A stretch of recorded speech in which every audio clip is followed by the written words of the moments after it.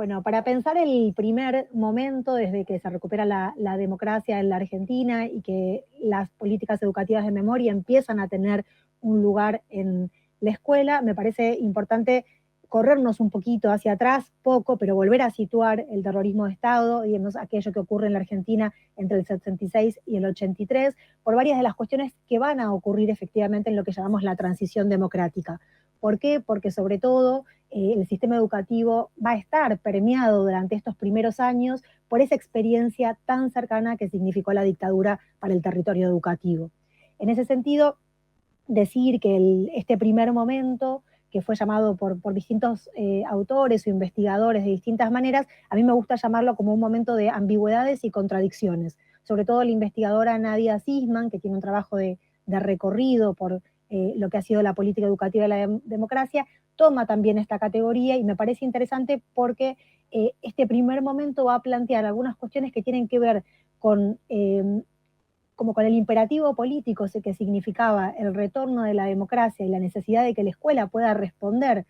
a convalidar algo del orden autoritarismo versus democracia, es decir, a poder poner en valor la democracia, pero sin embargo va a estar alejado todavía de enseñar esta experiencia tan concreta que significaba el terrorismo de Estado en la escuela, ¿no? Me parece que eso es importante poder situarlo. En términos de políticas de memoria, y ahí es donde situamos el juicio a las juntas, el nunca más, algunos hitos muy importantes, bien importantes, de lo que van a ser el terreno de la justicia y lo que hace la sociedad civil, y también en ese sentido lo que hace el Estado, lo que efectivamente Raúl Alfonsín va a definir en ese momento y va a hacer de alguna manera eco a esta consigna de campaña con la que llega, que es juicio y castigo, ¿no? Que un poco es esta primera consigna que aparece en estos primeros 80. Y quisiera señalar también, me parece que a veces rescatar algunas de las consignas que han tenido los organismos de derechos humanos sirve también para trazar una suerte de línea del tiempo que nos permita pensar qué es lo que ocurrió en el desarrollo de la democracia. También decir que en esos años estos organismos de derechos humanos, fundamentalmente las madres y las abuelas que habían surgido justamente durante la dictadura, en plena dictadura, pero que toman fuerza y relevancia política como actor social durante la democracia, van a tener una consigna también, además de juicio y castigo, que es la de aparición con vida, ¿no? Todos estos primeros años, todavía esa consigna está presente, una consigna que había surgido previa al 83, pero que va a tener todavía un punto importante. En términos de narrativa, si se quiere, lo que me parece importante señalar en este momento, más a nivel social, pero también para lo que vamos a ver que empieza a ocurrir en la escuela, es cómo se pasa a esto que entre el 76 y el 83 se conocía como el autodenominado proceso de reorganización nacional o la guerra sucia o la guerra contra la subversión, cómo empieza, digamos, a denominarse de otra manera y a primar lo que nosotros conocemos como una narrativa más humanitaria. Es decir, esto se va a poner en términos de la justicia y va a empezar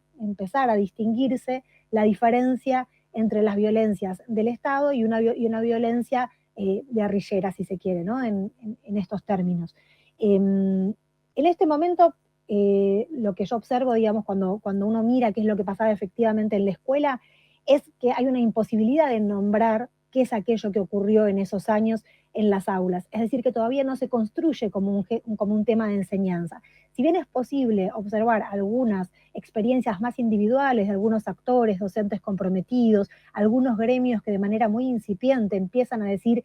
qué es aquello que había pasado y cómo se condena, todavía no hay una política educativa sistemática ni una narrativa educativa construida en el sistema que permita avanzar en este sentido. En ese momento, en el plano educativo, también va a realizarse el Congreso Pedagógico, que tiene también el objetivo de pensar la democratización de la educación. Ese es un punto importante en términos de lo que mencionábamos al principio, ¿no? En lo que significa contraponer a la democracia a un régimen autoritario. Y fundamentalmente lo que sí va a empezar, a mi entender, a construirse en este periodo es un nuevo pacto social democrático, ¿no? Eso empieza a instalarse también en las escuelas, luego también de una experiencia, no solo la del último golpe de Estado, sino la de los golpes anteriores, ¿no? Recordemos siempre que los 6 golpes de Estado anteriores eran parte de la vida institucional de la Argentina con esas interrupciones, y lo que también la escuela empieza a absorber y recuperar es la idea de que la democracia es efectivamente si se quiere, el mejor sistema político organizador de la vida social, y que eso es lo que va a dar un piso también para la escuela, para la convivencia democrática en las escuelas. Lo que va a suceder también en estos años respecto de las organizaciones de la sociedad civil es, cuando digo organizaciones de la sociedad civil me refiero sobre todo a los organismos, madres, abuelas y otros organismos de derechos humanos, es que van a empezar a contar con lo que podemos decir es un importante consenso social, aunque no generalizado, pero sí cierto apoyo social, y hay algo que se va a empezar a instalar también en términos de lo que empieza a decirse. Digamos, uno también puede observar, no lo pusimos acá, pero a mí me parece siempre interesante traer algunas representaciones del orden de la cultura, ¿no? Por esos años nosotros tenemos La Noche de los Lápices, para nombrar dos películas emblemáticas, La Noche de los Lápices o La Historia Oficial, películas que se pueden bien ubicar en estas narrativas, si se quiere, más humanitaria, donde se condena, digamos, el accionar del Estado, se considera el accionar del terrorismo de Estado, y se diferencia la violencia de otros grupos que podrían existir, pero para nada puede ser considerado como una guerra ni como dos demonios que podrían asimilarse. Es en ese sentido que esta primera década, que también está muy marcada por lo que podríamos ver en el prólogo del Nunca Más, por esta teoría de los dos demonios, es decir, esta idea de equiparar las violencias que existieron en aquel periodo, está persistente, digamos, ahí todo el tiempo, incluso, digamos, en estas películas que nombro o en algunas producciones culturales, puede verse algo de ese orden. Por eso también me parece que esta categoría o este modo de nombrar como ambigüedades y contradicciones también hace justicia a este momento, que tiene contradicciones no solo por aquello que pasa en la escuela y por la imposibilidad de nombrar, sino también por cómo la narrativa de la teoría de los dos demonios tiene cierto consenso social o encuentra, digamos, un lugar en donde de respaldarse. Y sobre todo porque este momento, digamos, este momento de la democracia va a finalizar nada más y nada menos con las leyes de impunidad, ¿no? Con las leyes de obediencia de vida y punto final, que de alguna manera van a poner sobre la mesa que algo del orden del juicio y castigo con el que empezaba este periodo, como reclamo de los organismos y como algo tomado también por parte del Estado, no va a poder del todo, digamos, llegar a su objetivo, ¿no?